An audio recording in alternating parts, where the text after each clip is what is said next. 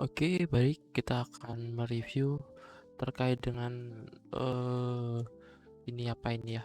Multimedia linear oleh Samsami. Oke, sudah siap. Sekarang kita akan reviewnya sebentar. Oke, kita mulai.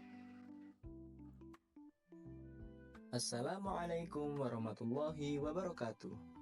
Hai teman-teman, perkenalkan namaku Ahmad Zamzami. Di sini, aku akan menjelaskan kepada kalian Linear secara ya. singkat nih tentang sejarah proklamasi kemerdekaan Indonesia. Penasaran kan? Yuk kita simak bersama-sama. 6 menit. Oke. Proklamasi kami bangsa Indonesia dengan ini menyatakan kemerdekaan Indonesia. Hal-hal yang mengenai pemindahan kekuasaan dan lain-lain diselenggarakan dengan cara saksama dan dalam tempo yang sesingkat-singkatnya. Jakarta, 17 Agustus 1945, atas nama bangsa Indonesia, Soekarno, Hatta. Setiap tanggal 17 Agustus, kita memperingati Hari Kemerdekaan Republik Indonesia. Harusnya 17 Agustus. Kita kayak gitu lah. Tapi, tahukah teman-teman, ada sejumlah fakta unik seputar proklamasi kemerdekaan 17 Agustus 1945. Setelah Jepang menyerah pada Sekutu tanggal 15 Agustus 1945 dini hari, kelompok pemuda mendesak Soekarno dan Hatta untuk segera menyatakan kemerdekaan Indonesia. Namun, Soekarno, Hatta, dan para tokoh golongan tua masih ragu. Karena perbedaan pendapat ini, para pemuda lalu membawa Soekarno dan Hatta ke Rengas Dengklok pada tanggal 16 Agustus 1945 dini hari. Ahmad Subarjo meyakinkan kepada kelompok pemuda bahwa proklamasi akan segera diselenggarakan selambat-lambatnya tanggal 17 Agustus pukul 12 siang. Soekarno dan Hatta pun akhirnya dilepaskan dan dapat dibawa kembali ke Jakarta. Mereka tiba di Jakarta hampir tengah malam. Soekarno dan Hatta pun segera mengumpulkan anggota panitia persiapan kemerdekaan Indonesia untuk menyusun naskah proklamasi. Di rumah Laksamana Maeda, seorang perwira Jepang yang bersimpati pada perjuangan Indonesia. Di ruang tengah rumah Maeda, Soekarno menuliskan konsep teks proklamasi pada secari kertas. Sedangkan Hatta dan Subarjo menyumbangkan pikiran secara lisan. Awalnya Hatta ingin semua peserta rapat menandatangani naskah proklamasi. Namun Soekarni dari kelompok pemuda mengusulkan cukup Soekarno dan Hatta yang menandatanganinya.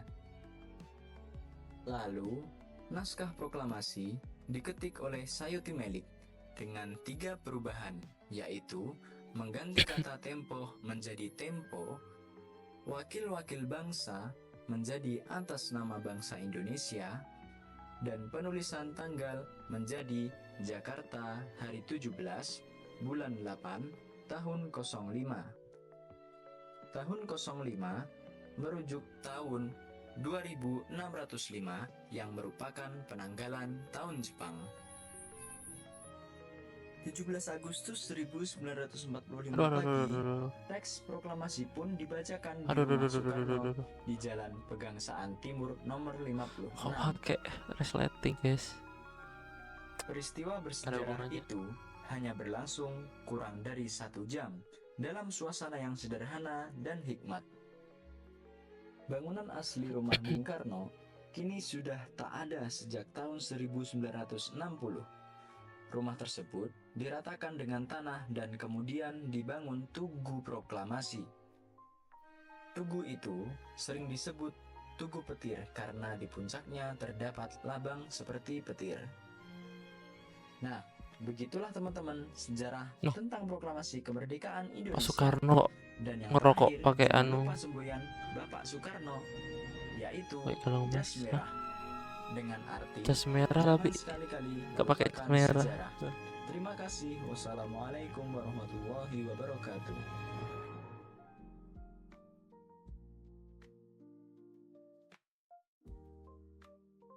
Oke, sebentar. Mari kita checking dulu.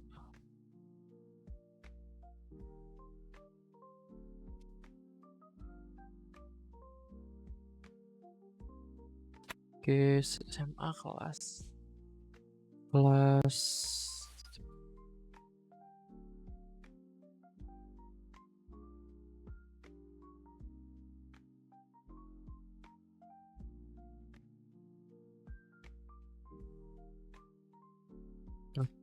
aku bingung ini. Kamu kan tentang sejarah proklamasi kemerdekaan Indonesia dan kamu membahasnya tentang proklamasi kemerdekaan Indonesia kan sama aja, dan kamu memberikannya ini juga sejarah sih. Maksudnya memberikannya juga dia itu dasar. Akhirnya ini tuh apa ya? Prasyarat itu kan syarat sebelum dilakukannya pembelajaran tersebut atau multimedia tersebut dijalankan, itu prasyarat yang harus dia ada itu apa? Kalau udah tahu ngapain harus belajar ini lagi gitu kan? Gitu.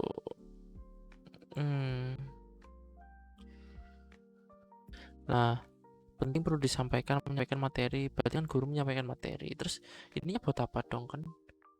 Kan ini tujuannya adalah misalnya ini tuh multimediamu itu kan emang untuk misalnya membantu guru gitu kan jadi guru gak usah memberikan materi lagi, sudah terwakili orang ini. Kalau guru memberikan materi lagi ya berarti gak guna dong ini begitu. Penting perlu disampaikan ternyata materinya. Ini kok jaraknya panjang banget sih. Diatur ya. Aduh, hancur tentang latar belakang saja. Nah, fakta unik, kamu ada ini fakta unik kan? Cuman aku nggak ngerasa ada fakta unik loh kalau di situ, dan tidak tersignalisasi masalah fakta uniknya.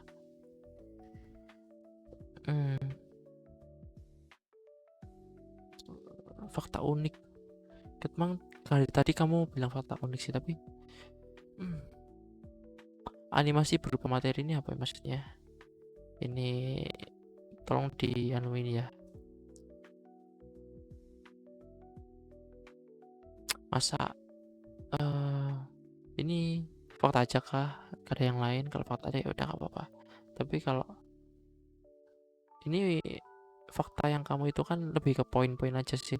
Kayak misalnya pembahasan terkait apa gitu. Kamu jadiin poin fakta aja. Faktanya itu ada apa aja gitu loh.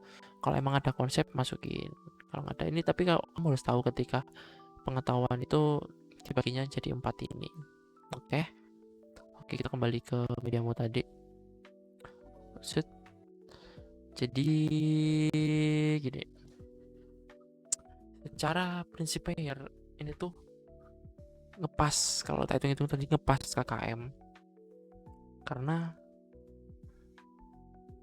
ini kan sejarah ya. Pertama prinsip multimedia deh. Prinsip multimedianya tuh kan ya teks, bisa ada antara teks, gambar, terus juga narasi, itu harus bisa tersinkronisasi, tersampaikan dengan baik gitulah. Nah, tapi kebanyakan dari itu tadi kamu narasi sama gambar aja gitu.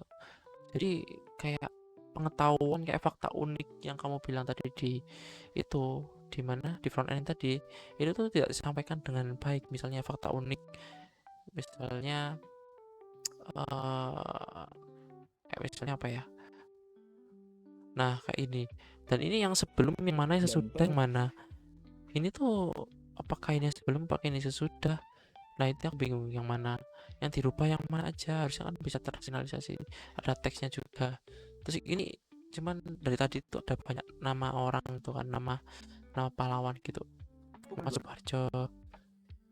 Cuman ada beberapa hal yang harusnya itu ada tapi itu teksnya nggak ada gitu. Dan pentingan sebenarnya ini banyak teks pentingnya gitu Pemuda kan. mendesak Soekarno dan Hatta. Namun, Misalnya ini kelompok pemuda mendesak 1900.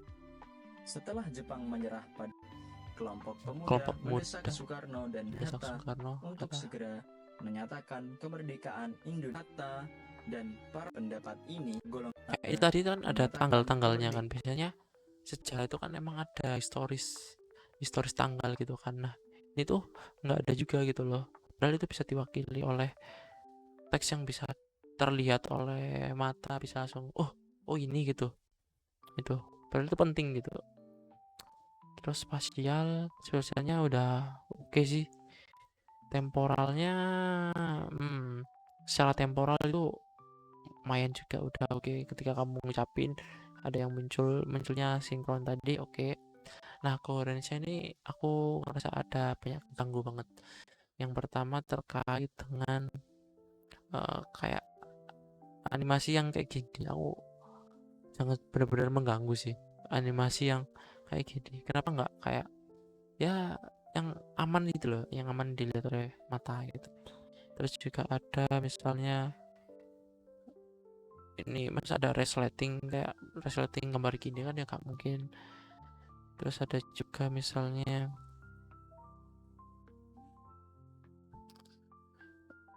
intinya mengganggu itu jangan sampai dimasukin sih. Terus ini sekian terima kasihnya masa Pak Soekarno gini gitu. Nah ini aku ganggu sih kayak ini, misalnya seseorang yang kita hormati itu kayak terpelesetkan, emangnya dia ya mungkin apa ya, ini berpengaruh ke individual difference juga sih.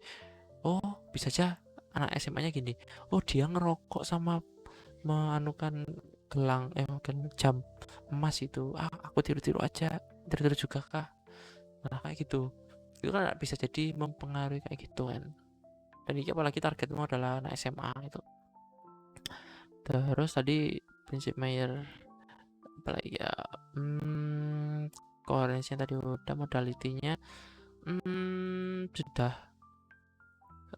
ya benar sih, tidak bergantung dengan teks, dan itunya memanfaatkan dual codingnya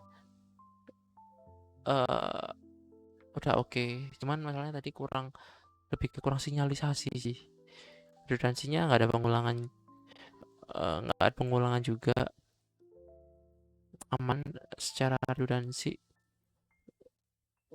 Yang modalitinya kurang dikit lah kalau yang modality. Terus personalize ini udah oke, tatamu oke, interaktifmu juga, secara komunikasimu oke. Nah signaling itu adalah suatu hal yang bukan hanya untuk di highlight ya, tapi ketika kita memahami itu tadi, itu bisa langsung paham gitu loh. Ketika kita melihat informasi tersebut, intinya itu ini gitu loh. Nah di kamu tadi sebenarnya ada banyak informasi penting seperti fakta yang terkait dengan tanggal gitu, itu kan juga kurang. Dan masih banyak lagi, misalnya ada tokoh-tokoh apa yang terlibat tadi, itu harusnya kan bisa disinalisasi kalau ini tuh ini gitu. Soekarno, Jakarta. Itu habis itu jadi ada pernah kayak ngawur-ngawang gitu sih. Itu ganggu ya forensik ini panahnya kayak slip Ya. padahal Namun Soekarno hilang gitu, kayak mengganggu sih panah tadi, koherensi tadi. Nah individual difference-nya jadi kalau saya ngitung indera preferensi itu ketika desain multimediamu itu di ketika kira-kira dikasihkan ke pembelajarnya itu kemungkinan bagus ataukah tidak ataukah oke apakah tidak gitu. Nah dari yang aku lihat tuh eh kayak ya sekedar lewat doang gitu akhirnya, kayak ada informasi pentingnya tadi kayak signalisasi, ada informasi penting yang itu tuh tidak termasukkan gitu, itu yang mempengaruhi. Dan juga kayak misalnya ini juga ini padahal kan before bisa mana, yang after bisa mana gitu kan, dan bisa di highlight yang ini gitu. Yang ketika saya lupa namanya tadi siapa gitu. Nanti yang terakhir yang ini sangat banget, jangan bisa aja malah mereka rokokan dulu kan, dari pembelajaran kemarin Soekarno rokokan dan saya ngikuti Soekarno gitu kan ya kan nggak kayak gitu kan. Nah itu sangat mengganggu banget gitu. Oke, nah kalau dari total kesimpulannya dari total prinsip Mayer tuh ini tuh KKM sih, KKM lebih dikit. Nah gimana, apa kamu revisi atau tidak? Ini kota bintangnya kalau nggak salah, bentar aku cek. Kota bintangnya masih ada. Gimana mau kalau direvisi dulu akhirnya nggak dapat bintang, tapi kalau kamu nggak revisi ya bisa dapat bintang gitu. Gimana? Aku kembaliin ke kamu, oke? Udah gitu aja, terima kasih, bye.